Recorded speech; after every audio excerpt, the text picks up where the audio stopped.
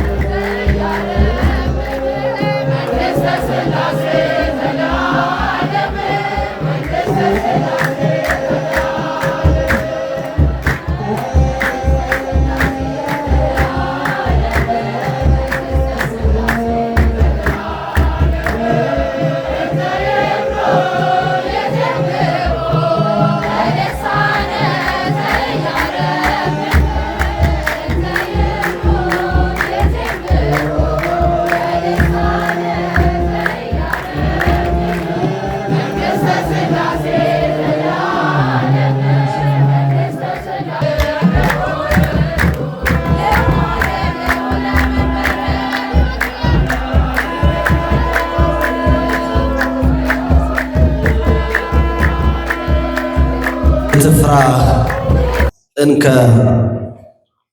እስመ አዳንኩከ ወሰመይኩ ስመከ ወዚአየ አንተ አንተ የእኔ ነህ።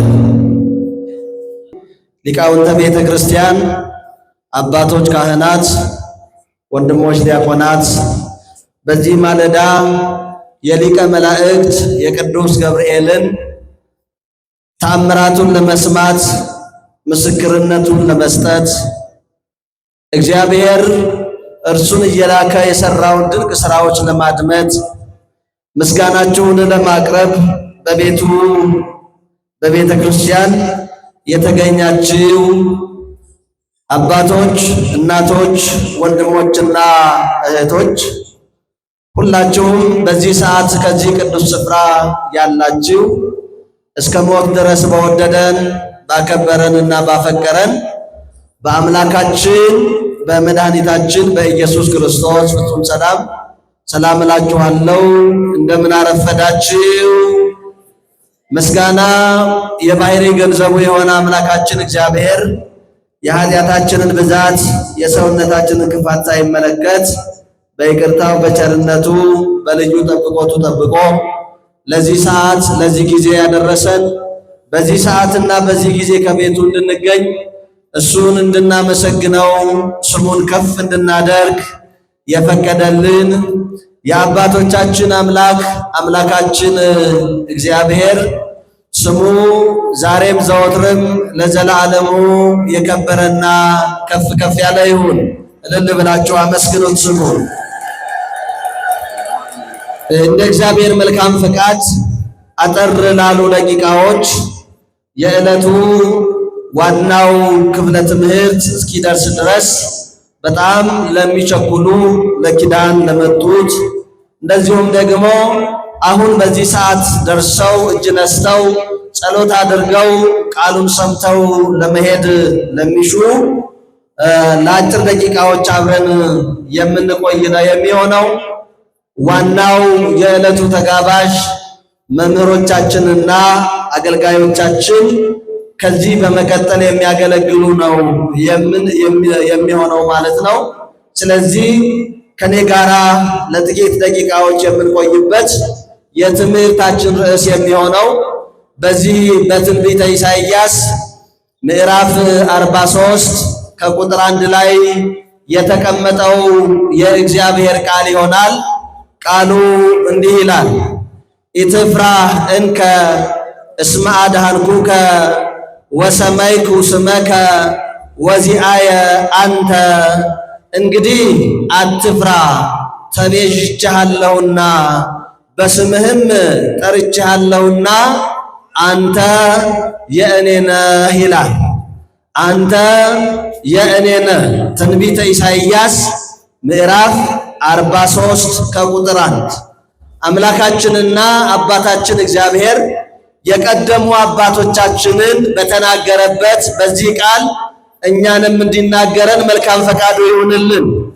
ቅዱስ ኢሳይያስ በእግዚአብሔር መንፈስ ቅዱስ አናጋሪነት አመላካችነት እስራኤል ዘሥጋን ሲያስተምር ሲመክር ሲያጽናና በዚህ አንቀጽ ላይ እግዚአብሔር ለእርሱ ያለውን ፈቃድ እሱ ደግሞ ማን እንደሆነ በገለጸበት በዚህ አንቀጽ ላይ የእስራኤል ዘሥጋን የልብ ምኞቱን የልብ ፈቃዱን ከዛም ባሻገር ደግሞ በእስራኤል ላይ የእግዚአብሔር ማንነት ምን እንደሆነ የተገለጠበት ነው።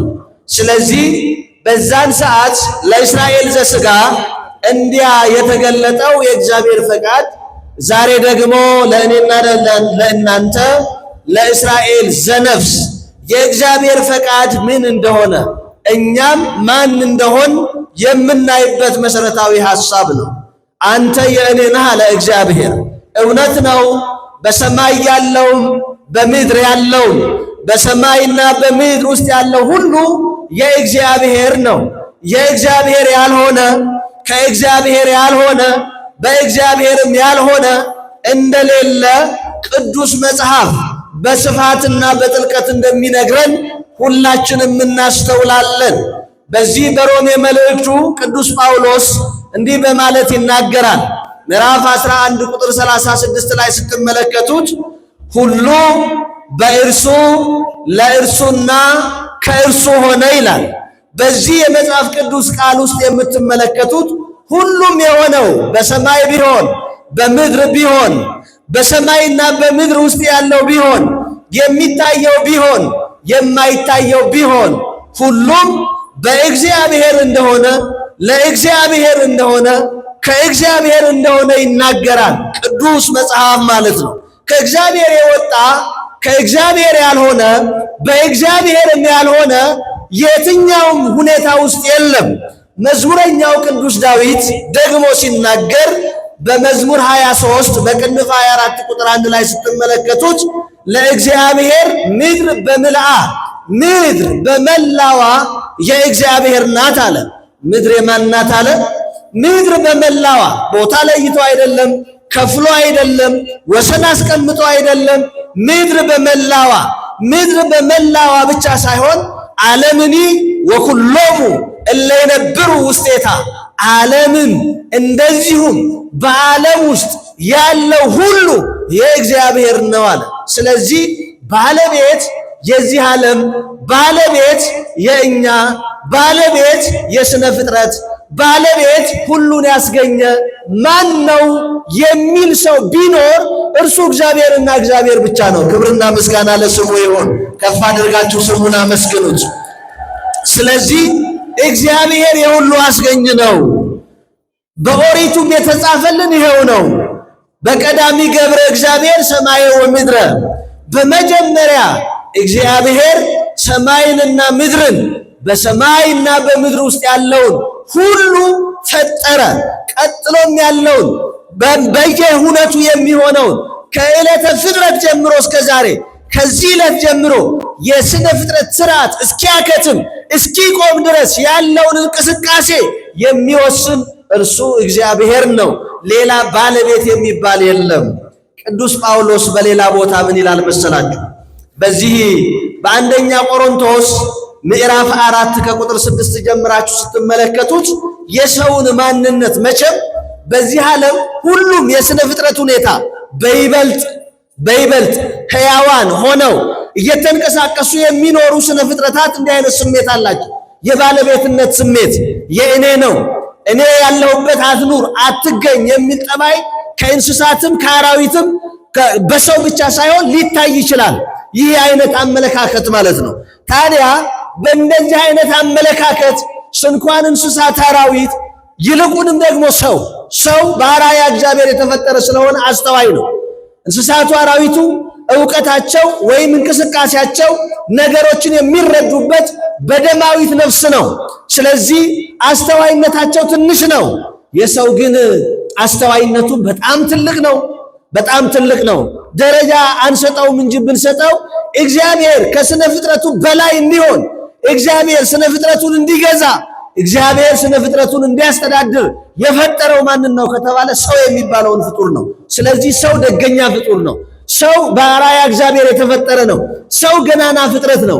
ይህ ገናና ፍጥረት እንደ ፍጡርነቱ የብዙ ነገሮች አስተዳዳሪ፣ መሪ፣ ኃላፊ እንደመሆኑ የኔነት ማንነትም ስላለው በብዙ መልኩ ሲታበይ ይታያል። እሱን አየና ቅዱስ ጳውሎስ ምን ይላል መሰላችሁ? ምንትብከ ዘይነሳይከም ካልእከ፣ ከወንድም ከባልንጀራ ከሌላ ያልተቀበልከው ምን አለህ ይላል። ልብ በሉ። ካንተ ውጪ ካለ ወንድም ያልተቀበልከው ምን አለ? እስኪ አስቡት። እናንተ ያላችሁ የኔ ነው ብላችሁ የምትጠሩት በባለቤትነት በሕግም የተረጋገጠላችሁ ሕሊናችሁም የሚያምንበት ምናልባትም ከዛም አለፍ ያለ ነገር ካለ በውኑ ከየት አመጣችሁት? ፈጠራችሁት? ካልነበረበት አመጣችሁት?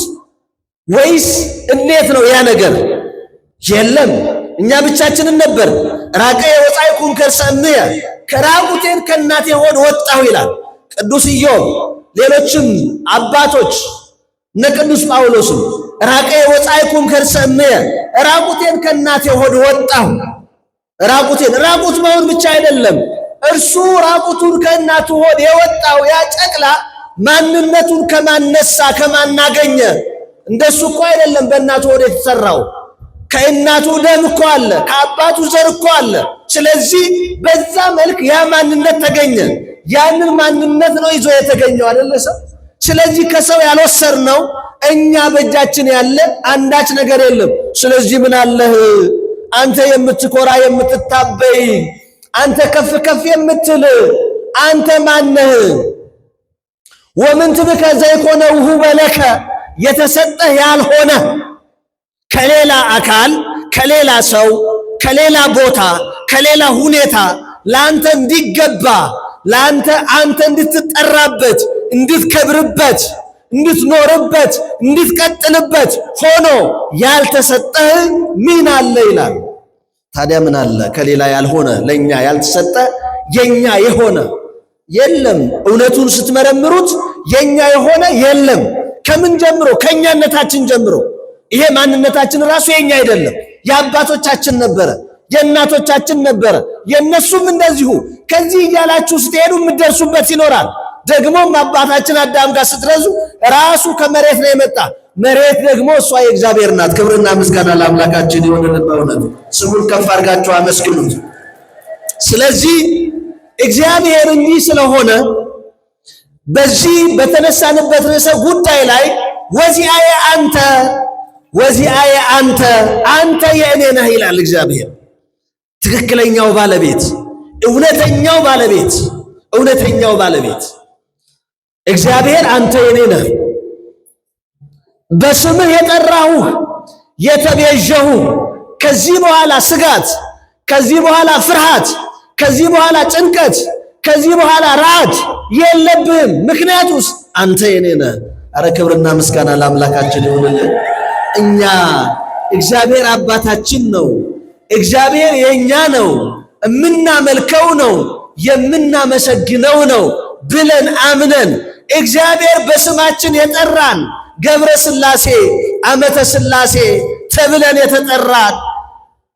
ተብለን የተጠራን እኛ የእግዚአብሔር ነን። ይሄን ስም በዚህ ስም የሚጠራን እግዚአብሔር ብቻ ነው። ሌላ ማንም ሊጠራን አይችልም። ሌላ ማንም። ያዕቆብ በመጀመሪያ ስሙ ያዕቆብ ተብሎ ሲጠራ ይጠራው የነበረው ማን ነው ከተባለ አባቱ ይስሐቅ ነበረ። በዛ ስም ሲጠራው የነበረው፣ በዛ ስም ሲያነሳው የነበረው፣ በዛ ስም ሲያከብረው የነበረ አባቱ ነበረ ይስሐቅ።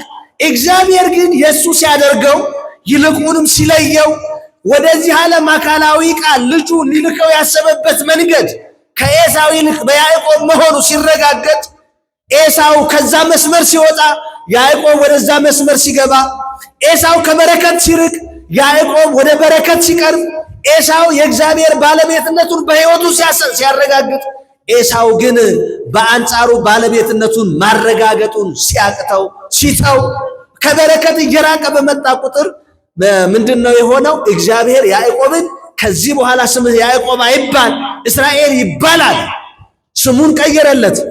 አንተ የኔ ነህ ሲለው ነው። ከዛ ስሙን መቀየር ብቻ አይደለም፣ አድንሃለሁ፣ ተቤዥቼህም አለሁ። አንተ ላይ ስልጣን ያለው አንተ ላይ ክንዱ የሚበረታበት አንድም ኃይል የለም። ስለዚህ አንተ የኔ ነህ አለ። ዛሬ እኔና እናንተ በምንኖርበት ዘመናችን ጊዜያችን የማንን? ይሄን ማረጋገጥ ያስፈልጋል። የማንን? እኛ አሁን እኮ ባለቤት የለንም፣ ጠፍተናል፣ ባዝነናል። ከእረኛችን ከጠባቂያችን ከአዳኛችን በስማችን ከጠራን ምንም እንኳን ከመዳፉ መሸሽ ባንችል፣ ከመዳፉ መራቅ ባንችል፣ ከመዳፉ ፍጹም መለየት ባንችል፣ እሱ አምላክ ስለሆነ እሱ የሁሉ ባለቤት ስለሆነ ለወደዱትም ላልወደዱትም ላወቁትም ላላወቁትም እግዚአብሔር አምላክ ነው። ለሚያመልኩትም ለማያመልኩትም እግዚአብሔር አምላክ ነው። ለሚያመልኩት ብቻ አይደለም አምላክነቱ፣ ለሁሉ አምላክ ነው። ለሁሉ አባትም ነው። ለሁሉም አባት ነው እግዚአብሔር። ለምን ከተባለ እሱ እግዚአብሔር ስለሆነ ነው። ይሄ የእግዚአብሔርነት ስራ ነው። የእግዚአብሔርነት ስራ ነው። የእግዚአብሔርነት ድንቅ ማንነት የሚገለጥበት ነው። ማንም ቢሆን ቅድም እንዳየነው የመጽሐፍ ቅዱስ ክፍላችን የእግዚአብሔር ሊሆን ያልቻለ አንዳችም ያልሆነ አንዳችም የለም። ግን ድነን ተፈውሰን ቤዛነትን አግኝተን ተካፋዮች ሆነን በስማችን ተጠርተን አንተ እኮ የኔ ነህ መባል የክብር ክብር ነው። ዛሬ እኛ እያንዳንዳችን ይልቁንም ክርስቲያኖች እግዚአብሔር 5500 ዘመን ወድቀን በእግረ አጋንንት ስንጠቀጠቅ ከነበርንበት መንጸፈ ደይን የተነሳ ነው። ቤዛነትን በክርስቶስ ኢየሱስ ካገኘን በኋላ ነው። ይሄን ማግኘት ብቻ አይደለም፣ ከዛ በኋላ የእግዚአብሔር አገልጋዮች ተብለን ተጠራን። በፊት እኮ ገብረ እግዚአብሔር መባል አይቻልም ነበር። የሚባለው ገብረ ዲያብሎስ ነበር። ለዚህ ነው ዲያብሎስ ሲያከፋብን መንገዱን መከራ አጽንቶበት ደገኛው ሰው የመጀመሪያው ሰው አዳም ላይ ይሄ መከራ ይቀልልህ ዘንድ ይሄ ጨለማ ይቀልልህ ዘንድ የብርሃን ፍንጣቂ ታይ ዘንድ እረፍት ይሰማህ ዘንድ ሰላም በሕይወት ይኖር ዘንድ ይታይልህ ዘንድ አዳም ገብሩ ለዲያብሎስ ሔዋን አመቱ ለዲያብሎስ አዳም የዲያብሎስ የወንድ አገልጋይ ሔዋን የዲያብሎስ የሴት አገልጋይ ብላችሁ የአገልጋይነታችሁን ስም ጽፋችሁ ብትሰጡኝ መከራውን አቀልላችሁ ነበረ፣ ግዞቱን አቀልላችሁ ነበረ፣ እስራቱን አቀልላችሁ ነበረ ብሏቸው ነበረ። እነሱም ያው መከራ ያለበት ሰው አስቸጋሪ ነው።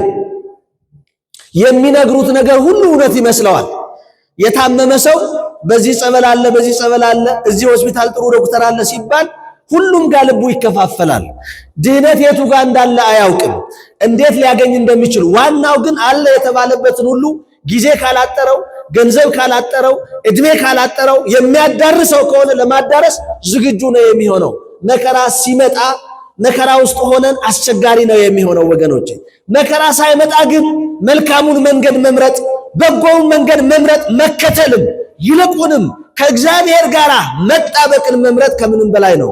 በመከራ ውስጥ እግዚአብሔርንም እንኳን መፈለግ ከባድ ነው። እግዚአብሔር በትክክል እርሱን እንድናየው ስለሚሻ እጁን ሲዘረጋልን እጁን የምንነካበት ቅድስና እንዲኖረን ስለሚሻ በዛ ውስጥ ፈተናው ዓይናችንን ሊይዘው፣ ፈተናው እግራችንን ሊይዘው፣ ፈተናው ነገሮቻችንን ሊያበላሸው ይችላል። ይሄንን ማሰብ ያስፈልጋል። አምላካችን ሁላችንን ከፈተና ይጠብቀን። ለዚህ ነው በጸሎታችን ላይ ኢታብአነ እግዚኦ ውስተ መንሱት አስቀድመን ማለት ነው አቤቱ ወደ መከራ፣ ወደ ፈተና፣ ወደ እኛ ወደማንፈልገው ነገር ሁሉ አታግባን፣ አትውሰደን፣ ጠብቀን፣ ከልለን እንጂ እያለ የምንጸልየው እየሰማን ከሆነ የምንጸልየው ማለት ነው። ወደ ፈተና አታግባን። ዝም ብለን ቃል የምንናገር ዝም ብለን ንባብ የምናነብ ከሆነ አስቸጋሪ ነው። ልባችን ከአፋችን፣ አፋችን ከንባቡ መዋሃድ መቻል አለበት። እነዚህ ሶስቱ ነገሮች ካልተጣመሩ አስቸጋሪ ነው። እምነትም እንደዚሁ ነው። ልብ ያመነውን አፍ ይናገረዋል። አፍ የተናገረውን በተግባር እንገልጠዋለን። እነዚህ ተለያይተው አይሆንም። ማይሆን ነገር ነው። ብዙዎቻችን በልባችን የምናምነው ሌላ፣ በቃላችን የምንናገረው ሌላ፣ በተግባራችን የምንገልጠው ሌላ ይሆናል።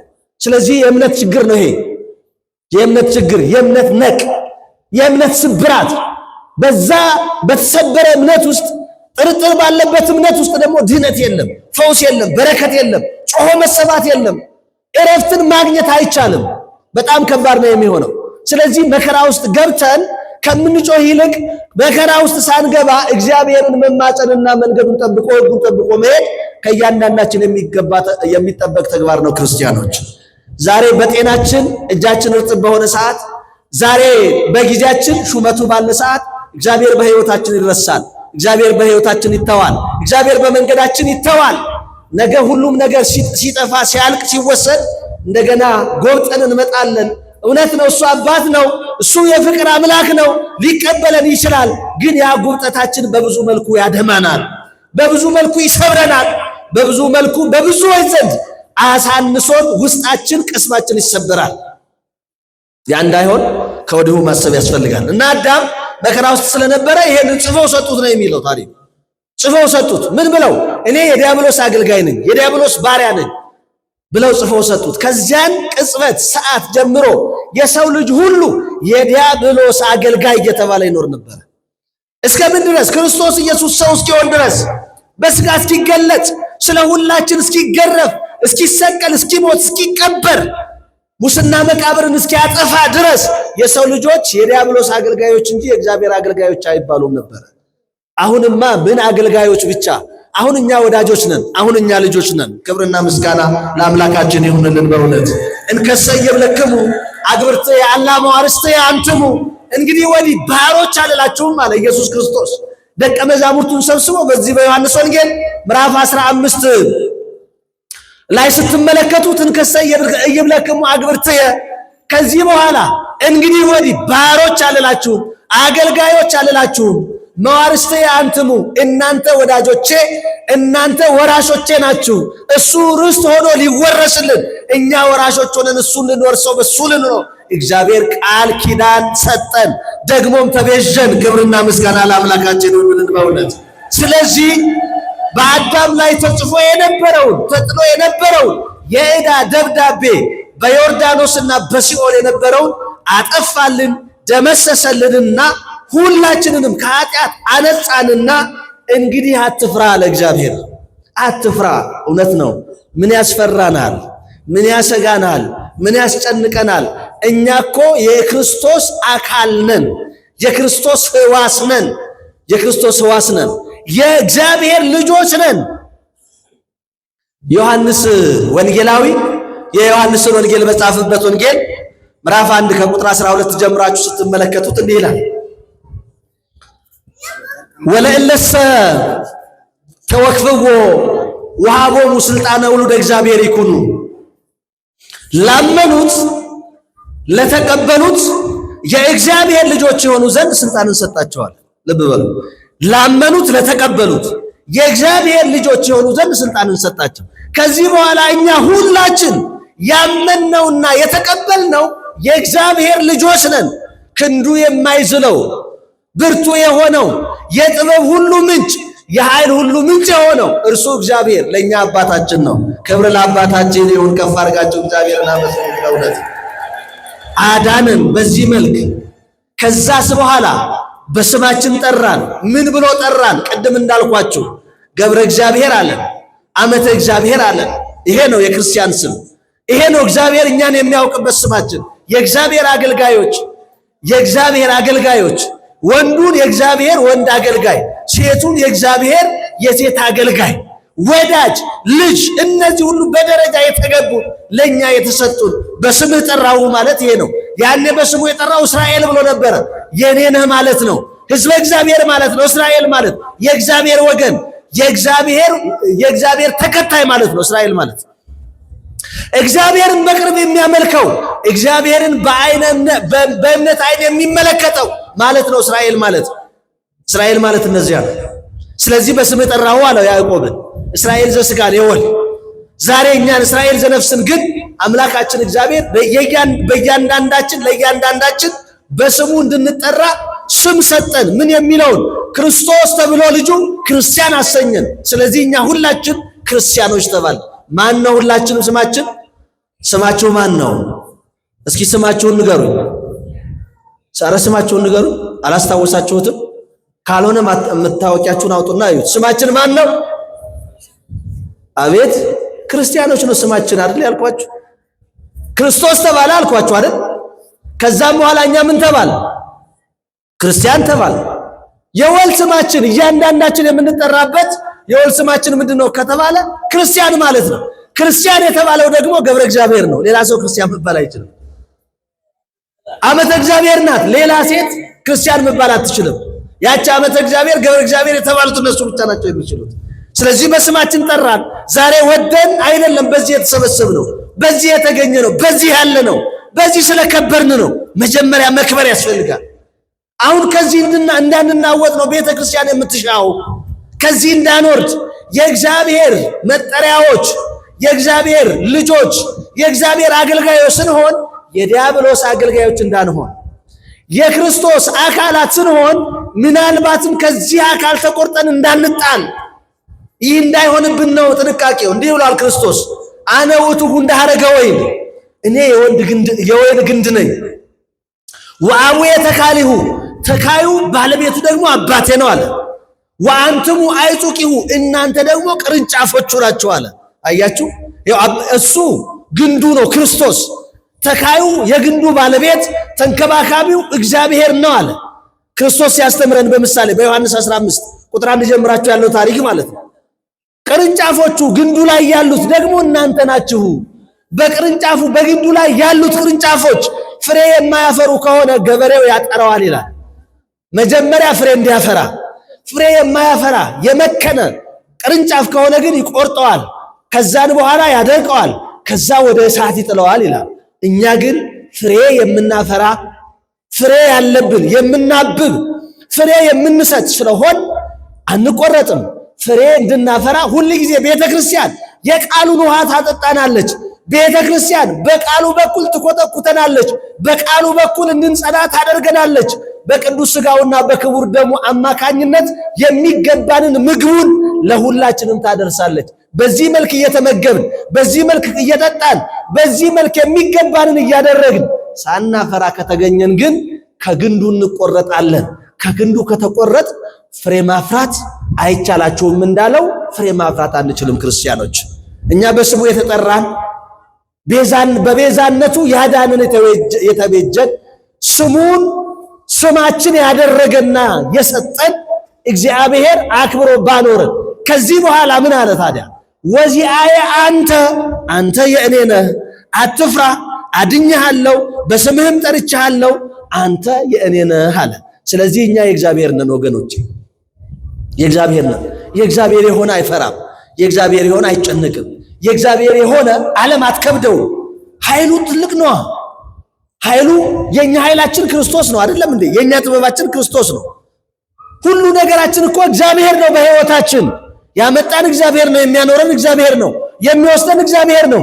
ስለዚህ ዓለም በየትኛው ጥበቧ፣ በየትኛው አቅሟ፣ በየትኛው ጉልበቷ እኛ ላይ ክንዷን መዘርጋት ትችላለች። ዛሬ ብዙዎቻችን በመንፈሳዊ ሕይወታችን ዝለናል። በስጋዊ ሕይወታችን ደክመናል። በዕለት ተዕለት እንቅስቃሴያችን በብዙ መልኩ ወድቀናል። በክርስትና ሕይወታችን በብዙ መልኩ በኃጢአት ቆሽሸናል።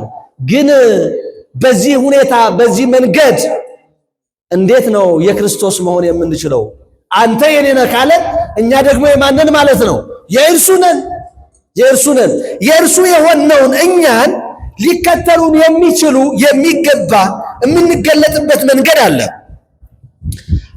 ትምህርቴን ለመሰብሰብ ወደ ዕለቱ መምህሮቻችንና አገልጋዮቻችን ለመመለስ እንድንችል የሱ የሆነ ሰው በዚህ ዓለም እነዚህ ነገሮች ሊገጥሙት ይችላሉ። እነዚህን ሲያልፋቸው እንመለከታለን። እንደው ባጭሩ ማለት ነው። በመካከላችን እንግዶቻችን ተገኝተዋል። ወእመኔ አደውከ ማየ አነ ሀለውኩ ምስሌከ፣ ከውሃ ብትገባ ብትጠልቅ እኔ ከአንተ ጋራ ነኝ ይላል። እኔ ከማን ጋራ ነኝ? እኔ ከአንተ ጋራ ነኝ። ይህንን ካለ በኋላ ወእመኔ አደውከ ወአፍላግኒ እያሰጥሙከ፣ ስለዚህ እኔ ከአንተ ጋር ስለሆንኩኝ ወደ ባህር ብትገባ ውሃው አያሰጥምህም ይላል። አያችሁ፣ ውሃ አያሰጥምህም። አሁን ይሄን በታሪክ ብናየው በምድር ላይ የነበሩ ክርስቲያኖች አሸንፈው ሲሄዱ እናያለን። እነ ቅዱስ ጳውሎስን የዕለት ተዕለት ጉዟቸውን ስትመለከቱት፣ ይልቁንም ደግሞ በባህር ላይ መርከባቸው ከአንድ ጊዜ 3 ጊዜ ስትሰበርባቸው ውሃው ላያሰጥማቸው የቻለው ከውሃው ተርፈው እንደገና የወንጌል አገልግሎት የወንጌል እሳትን ሲያቀጣጥሉ የነበሩት እነርሱ የእግዚአብሔር ስለሆኑ እግዚአብሔር ከነሱ ጋር ስለሆነና ቃል ኪዳንም ስለሰጣቸው ነው። ውሃ ውስጥ ብትገባ ብትወድቅ አውቄ ያስጥበብዬ ሳይሆን ባንም በሌላም መንገድ እንዲህ አይነት ችግር እንዲህ አይነት መከራ ቢያገኘን ማለት ነው አትፍራ ይላል እግዚአብሔር። ከዛ ውስጥ እኮ የሚያወጣ የለም። እዛ ውስጥ ተባርቦ በውሃ ውስጥ ሊያሰጥመን የሚችል ነገር ነው። እሱም ብቻ አይደለም፣ እሳት ውስጥ ብትገባ ይላል ነበልባሉ አይፈጅህም። ዛሬ እኛ የዓለም ነበልባል ፈጅቶናል። የዓለም ውሃ አስጥቦናል። ስለሰጠምን እኮ ነው ኃጢአት የጸናችብን። ውሃው ስላላሰጠመን ሳይሆን ስላሰጠመን ነው ዓለም የከበደችን፣ ዓለም አስቸጋሪ የሆነችብን፣ በሕይወታችን መቆም ያልቻልን ነው፣ በክርስትናችን ማረፍ ያልቻልን ነው፣ የዕለት ተዕለት እንቅስቃሴያችንን ማስመር ያልቻልን ነው። ውሃ ውስጥ መረጋጋት አይቻልም። በነገራችን ከባድ ነው። መቆየትም ሌላ ችግር ነው። መቆየትም ሌላ ችግር ነው። እሳት ውስጥ ደግሞ የዛኑ ያህል ነው። መከራው ጽኑ ነው። ነበልባሉ አይፈጅህም የተባለው ነበልባል ይፋጃል። እሳት ሁሌም አቃጣይ ነው። ውሃም ሁሌ አስጣሚ ነው። እኛ ስንነካው የሚያሰጥመን ነው። በአግባቡ ካልተጠቀምንበት የሚሆን አይደለም። እነዚህ ነገሮች ግን በአንተ ላይ ስልጣን የላቸውም ማለት። ይሄ ማለት ነው በዓለም ያለ ክፉ መከራ፣ በዓለም ያለ እጅግ ከባድ የምትለው ፈተና ቢያገኝህ በአንተ ላይ ፈተናው ስልጣን የለውም። ምክንያቱስ እኔ ከአንተ ጋር ነኝ፣ አንተ የኔ ነህና ይላል እግዚአብሔር። ታዲያ ማን ነው ዓለሙን ሊያሸንፍ የቻለ? እሱ እግዚአብሔር ከእርሱ ጋር የሆነ እግዚአብሔር መሆኑን ያረጋገጠ እግዚአብሔር የኔ ነህ ሲለው አዎን አንተ እኔ ያንተ ነኝ፣ እኔ ያንተ ነኝ፣ አንተ የኔም እንደሆንክ አውቃለሁ አምናለሁ ብሎ የተቀበለው ነው። ታዲያ እኛ ምን አገኘን? ዛሬ በይበልጥ የዚህን ዘመን ክርስቲያን፣ የዚህን ዘመን የክርስትና ሕይወት፣ የዚህን ዘመን የክርስትና መንገድ ብንቃኘው በእውነቱ በእጅጉ በጣም አስቸጋሪ የሆኑ እይታዎችን ነው የምናይ። እግዚአብሔር ከእርሱ ጋር እንደሆነ በብዙ ፈተና ውስጥ የሚያልፍ አይነት ክርስቲያን ማግኘት ከባድ ነው። የእግዚአብሔር የሆነ ሳይሆን የደግ ሰው የሆነ ሰው እንኳን ለመምሰል የተቻለበት አጋጣሚ የለም። ህሊናችን፣ ሐሳባችን ኃጢአት ነው። ቃላችን ኃጢአት ነው። ተግባራችን ኃጢአት ነው። እንዴት ነው በእግዚአብሔር ስም የምንጠራው? እንዴት ነው ትድግናው ተደረገልን ብለን የምናስበው? ቆም ብለን ራሳችንን እናስተውል እንጂ ክርስቲያኖች። መማራችን ለለውጥ ከሆነ ለማወቅ ከሆነ ወንጌል የምንሰማው ይህንን ዓለም ለመቀደስ ከሆነ መጀመሪያ ራስን መቀደስ ይቀድማል። መጀመሪያ ቤተ ክርስቲያን እንደ ቤተ ክርስቲያን ራሷ ቅድስት መሆን መቻል ነው። ከዛን በኋላ ነው ዓለምን መቀደስ፣ ከዛ በኋላ ነው ማድረስ። ራስ አጥቶ ለሌላ መስጠት እኮ ማሰብ ካልሆነ አይቻልም። ደግ ከሆን እናስባለን። አሁን ራሳችን ባዝነን እንዴት ሌሎችን የባዘኑትን ማትረፍ እንችላለን? ቤት እናገኛቸዋለን። የእግዚአብሔር የሆኑት እንዲበዙ እንዲበረክቱ ዓለምን እንደ ዓለምነቷ የሚጠቀሙባት ብልሆች፣ አዋቂዎች ልጆች እንዲፈሩባት ለማድረግ እኛ የእግዚአብሔር መሆናችንን ቅድሚያ ማረጋገጥ የሚያስፈልግና የሚገባ ነው። እግዚአብሔር ግን ትላንትና ዛሬም ነገም እስከ ዘላለም ድረስ እንዲህ ነው የሚለን፣ አንተ የኔ ነህ። እስኪ በሉ ሁላችሁም አንተ የማን ነህ? አንተ የኔ ነህ ይለናል አምላካችን እግዚአብሔር። አንተ የኔ ነህ ብሎናልና ሁላችንም እንደ ፈቃዱ ተጉዘን የእርሱ መሆናችንን አረጋግጠን በዚህ ዓለም በበረከት እንድንኖር ደግሞ ተስፋ የምናደርጋት ርስታችን መንግስተ ሰማያትን ኋላ ገንዘብ እንድናደርጋት ይርዳን። ከፍ አድርጋችሁ አመስግኑ። አባታችን ሆይ በሰማያት የምትኖር ስምህ ይቀደስ፣ መንግሥትህ ትምጣ፣ ፈቃድህ በሰማይ እንደሆነች እንዲሁ በምድር ትሁን። የዕለት እንጀራችንን ስጠን ዛሬ፣ በደላችንን ይቅር በለን እኛ የበደሉንን ይቅር እንደምንል፣ አቤቱ ወደ ፈተና አታግባን ከክፉ ሁሉ አድነን እንጂ መንግሥት ያንተ ናትና ኃይል፣ ክብር፣ ምስጋና ለዘላለሙ አሜን።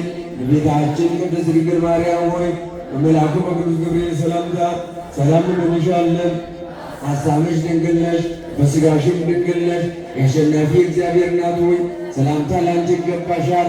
ከሴቶች ሁሉ ተለይተሽ አንቺ የተባረክሽ ነሽ፣ የማኅፀንሽ ፍሬ የተባረከ ነው። ጸጋን የተመላሽ ቅድስት ሆይ ደስ ይበልሽ፣ ልዑል እግዚአብሔር ከአንቺ ጋር ነውና ከተወደደው ልጅሽ ከጌታችን ከመድኃኒታችን ከኢየሱስ ክርስቶስ ዘንድ ይቅርታና ምሕረትን ለምኝልን ኃጢአታችንን ያስተሰርይልን ዘንድ ለዘላለሙ አሜን። የእግዚአብሔር ቤተሰቦች እንደሚታወቀው ተዘጋጀው። ስለዚህ ዛሬ መጨረሻው የጉባኤያችን ማጠናቀቂያ ስለሆነ ሁላችሁም ላልሰማ እያሰማችሁ በማታው ክፍለ ጊዜ እንድትመጡ ላልሰማ እንድታሰቡ ይህን መልእክት ለመናገር ነው። ወደ ሥርዓተ ቅዳሴ ፍጻሜ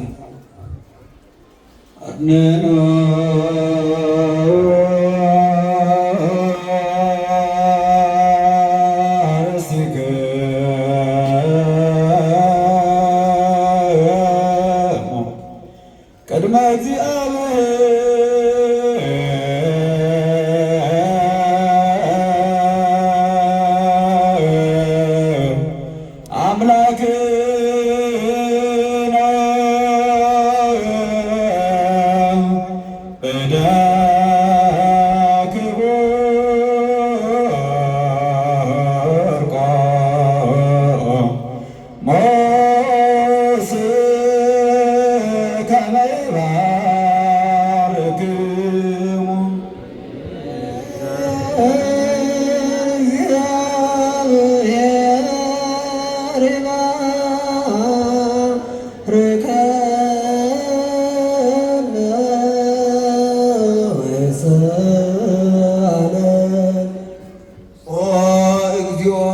አድኅን ሕዝበከ ወባርክ ርሰከ ረአዮሙ ዋልዕሎሙ እስከ ለዓለም። ኦ እግዚኦ አድኅን ሕዝበከ ወባርክ ርሰከ ረአዮሙ ዋልዕሎሙ እስከ ለዓለም። አቤቱ ሕዝብህን አድን፣ ርስትህንም ባርክ፣ እስከ ዘላለሙ ጠብቃቸው፣ ከፍ ከፍ ማድረጋቸው በአንድ ልጅ በጌታችንና በመድኃኒታችን በኢየሱስ ክርስቶስ በክቡር ደሙ የዋዣት ቤዛም የሆንካት ቅድስት ቤተ ክርስቲያን ጠብቃት። ለነገሥታትና ለመኳንንት ለንጹሕ ወገንና ቅዱስ ለሆነ ሕዝብ ማደሪያ ትሆን ዘንድ የጠራሃት በዚህች ቅድስት ቤተ ክርስቲያን መጥታችሁ ተሰብስባችሁ የጸለያችሁ የጌታችንና የመድኃኒታችን የኢየሱስ ክርስቶስ ቅዱስ ሥጋውን የበላችሁ ክቡር ደሙንም የጠጣችሁ በማወቅ ወይም ባለማወቅ የሠራችሁትን ኃጢአታችሁ ይቅር ይበላችሁ። ሥጋ መለኮት ስለሚባል ሥጋዊ ሕግና የሥርዓት ደም ስለሚሆን ደሙ የአሸናፊ የእግዚአብሔር ልጅ በድንጋሌ ሕሊና በድንጋሌ ሥጋ ሕፅንት የምትሆን የማርያም ልጅ ኢየሱስ ክርስቶስ ባለፈው ይቅር ይበላችሁ፣ በሚመጣው ይጠብቃችሁ ለዘለዓለሙ። አባቶች ካህናት፣ ወንድሞች ዲያቆናት፣ ከዚህ የተሰበሰባችሁ ወንዶችም ሴቶችም ሕፃናትም ጭምር ከኃጢአት ማሰሪያ የተፈታችሁ ንጹሐን ሁኑ። እኔንም እናንተንም ለርስተ መንግሥተ ሰማያት የበቃንና የተዘጋጀን ያደርገን ዘንድ እግዚኦ መሐረነ ክርስቶስ ነው ለ12 ጊዜ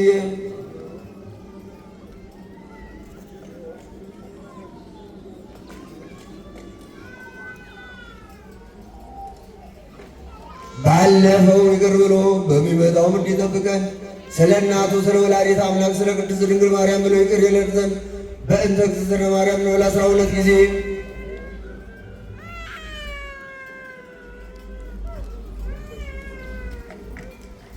ንስሐን የምትቀበል ኃጢአትንም ይቅር የምትል ጌታዬና መድኃኒቴ ኢየሱስ ክርስቶስ ሆይ የኔንም ኃጢአት የሕዝብንም ኃጢአት ይቅር በል። የማይሠራ ኃጢአት እግዚአብሔር ይፍታ።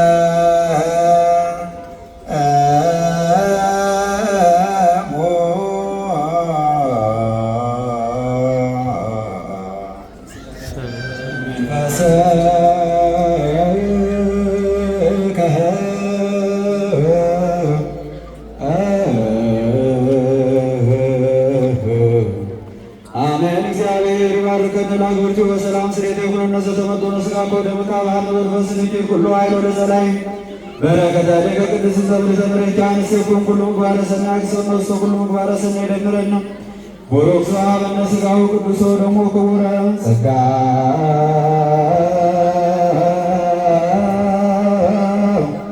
ነሳ